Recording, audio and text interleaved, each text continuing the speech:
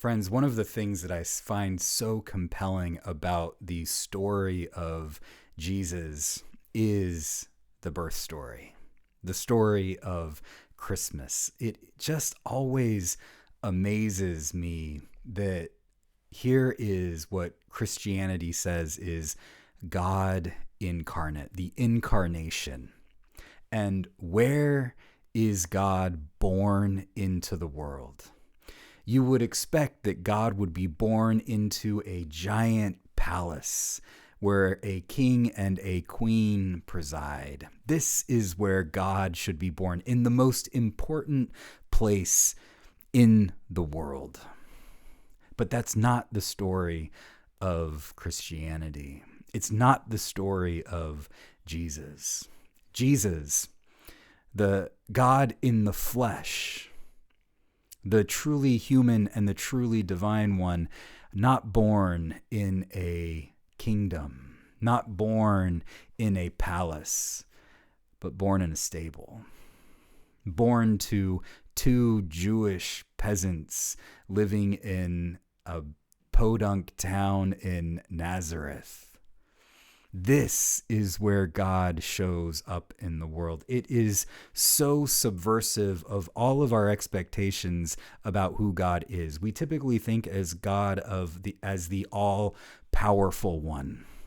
And if anybody was God incarnate, you would expect this person to be all-powerful. But in Christ, in the Jesus story, we find a God who is not all powerful as we would expect all power to be.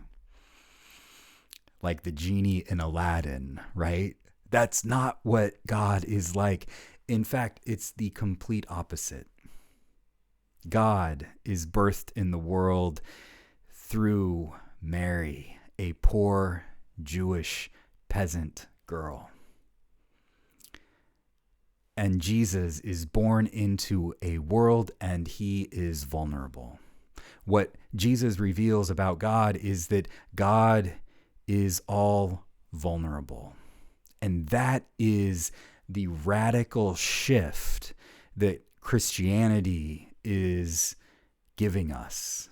That is the radical shift that Jesus and the Jesus story is giving us. Why? Because Jesus is born into this world. And as we see in our passage from Matthew chapter 2, Jesus is born king, but there's already a king in town. And Herod gets word of this. And what does Herod try to do? He tries to kill the baby. Now, you may have heard that there is no real historical evidence that Herod tried to kill Jesus or that Herod killed all of the babies in this town who were 2 years old or younger, but this is in line with who Herod was. Herod was so obsessed and paranoid about keeping his power that he killed his wife, his own children. He killed the high priest. Herod was not opposed to killing anybody that he thought was a threat to his power. So while there is no historical evidence of this, there is truth in the story. Herod was obsessed and paranoid, and he very well could have done something like this. And what ends up happening is an angel comes to Joseph and says, hey, you have to flee. You have to take refuge in Egypt because this is a dangerous place for you, because Jesus, God in the flesh, as a baby child, is vulnerable to wicked, violent politicians. This is a story that is about politics. Make no mistake about it. King Herod is the ruler of the land, and he is shown to be a person who is possessed by a desire for power, and he's trying to keep his power at any expense, even killing vulnerable, innocent children. And so Jesus has to take refuge in Egypt. Jesus was a refugee. His parents were refugees. And he found safety in Egypt. And when the time was right, when it was safe for him to go back, he went back home to Nazareth. But the point is, in this world, where does God show up? Not with the violent, power-hungry King Herod, but with the vulnerable parents and a vulnerable baby boy who have to flee and seek refuge somewhere else. That is where God is in the world. Jesus later on in the Gospel of Matthew in chapter 25 will say that if you want to find him in this world, look to those who are thirsty, hungry, without shelter. Look to those who are not safe. Look to those who are in need of help, who Jesus calls the least of these, and help them. In fact, Jesus is able to identify with those who are in need because throughout his life, from his birth to his death, Jesus was in need.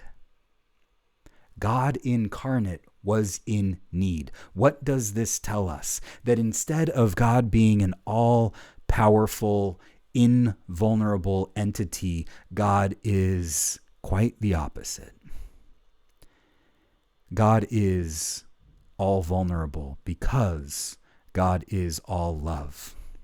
If you want to hold on to this idea that God is all powerful, then I would invite you to associate that power with the power to love, the power of non-violent, radical love in the world, because so many people think that non-violent love is weakness. It is not. It is the most important and significant power that we have in this world.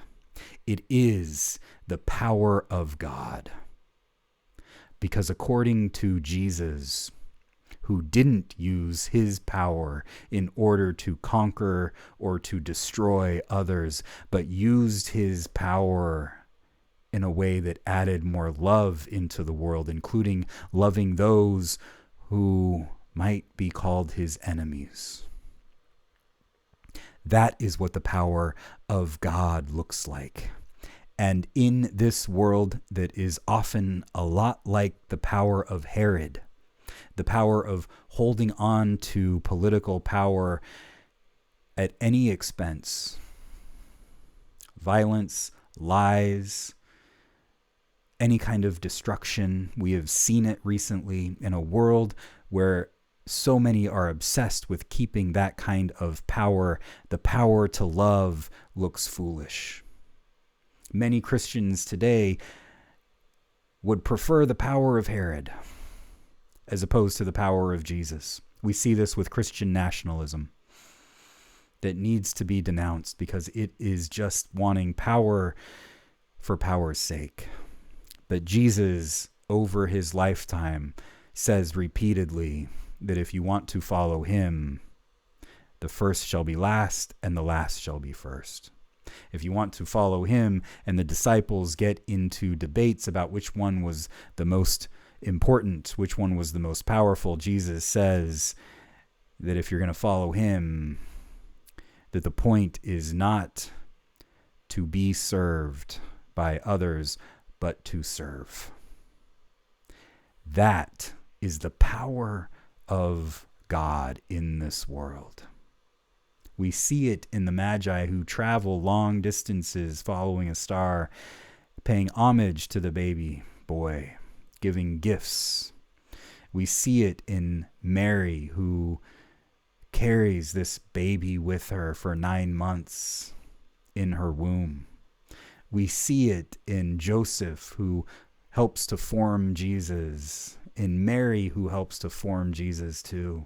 We see it in Jesus throughout his ministry where he seeks to feed people who are hungry, heal people who are sick, and he does all of it for free because God's love is free. That is the power of God's love. It is the complete opposite of the power of Herod. And so this New Year's Day, we are presented with a choice: the power of Herod or the power of Christ, the power of hatred and violence or the power of love and nonviolence. These are the choices before us. And friends,